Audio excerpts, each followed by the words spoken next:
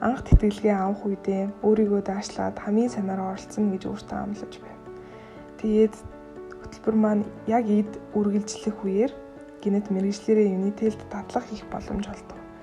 Тэр үед хичээл, тэтгэлэг хөтөлбөр, дадлага гэсэн 3 том ажлаа зохицуулах шаардлага надад тулгарсан. Ингээд л миний адал явдлаар дүүрэн өдөр хоногод үргэлжилсэндээ.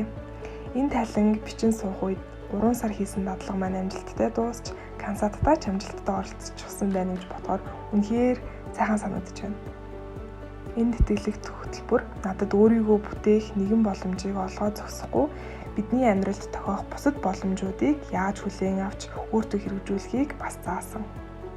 Бид өмнөх саруудад менторуудын зөвлөгөөг сонсоод шинэ мэдлэг аваад сайхан зүйлсүүдийг үзэж хараад явдаг байсан бол 5 дугаар сарыг тэр бүх зөвлөгөө, тэр холоос бидэнд итгэж итгэлэг олгосон эгч нар мөн тусалж дэмжсэн хүмүүсийн ачаар зорьсон ажлаа хэрэгжүүлж, бүтээж, үр дүнг амссан сар байсан гэж дүгнэж байна. Хичээл дадлага хоёрын завсраар гүйн очиж тасалгүй суусан англи хэлний сургалтын дүнгээс амралтын өдөр очиж сэтгэлээ шингийн Кансата хийх хотуудынхаа харцнаас өөрт мэдрэгдэх ахиц төвшлүүдээс энэ сарын гайхамшигыг олж харсан.